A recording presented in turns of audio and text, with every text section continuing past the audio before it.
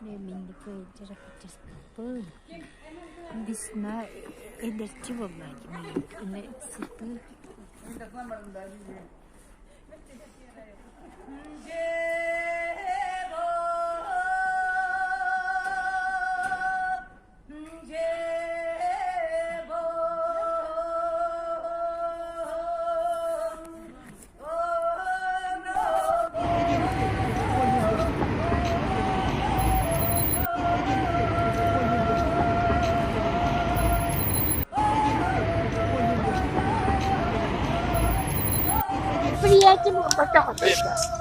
Предлагаю пройти. Ну вас не снимают, а приходят 10 раз снимают. А что, не надоело, да? Лица же не меняются.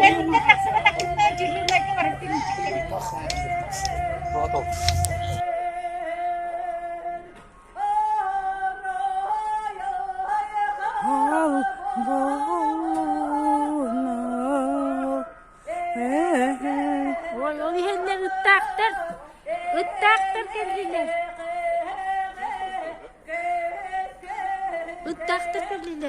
Ыттақтыр келділер. Ол актеркалақтыр. Оружие привели. Вон люди с автоматами идут. Нет, это здесь режим территории. Вы замедлили частную собственность.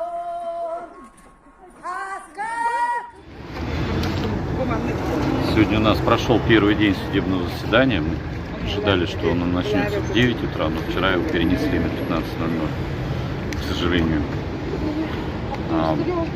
Заявили мы сегодня все ходатайства, там, какие там, считали нужным, но самое главное ходатайство о назначении повторных психолого-психиатрической экспертизы в институте имени Сербского. Считаем, что обосновали это.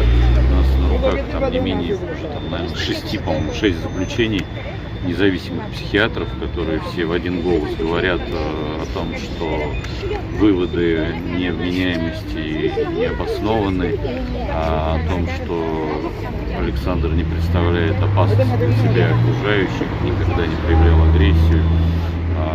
Ну и, соответственно, вот это, следующие из этих выводов предложение экспертов ЕРПНД, которому прислушался судья Горохов в Якутском городском суде, о направлении Александра на принудительное лечение в специализированном стационаре с интенсивным наблюдением. Эти выводы тоже мы считаем необоснованными, в связи с чем просили назначить повторную экспертизу.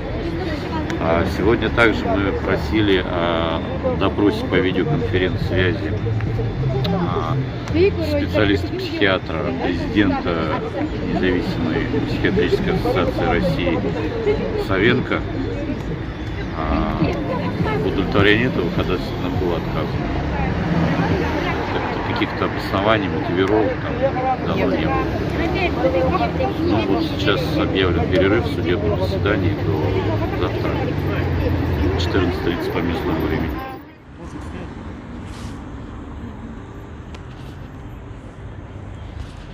Так, ну сегодня в апелляционном заседании произошел перерыв по делу Александра. Здравствуйте.